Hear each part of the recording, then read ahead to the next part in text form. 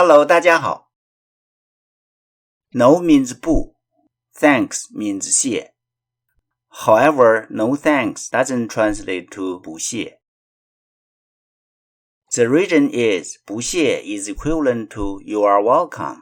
That's used right after someone said thanks, thank you, and so on to you in Chinese.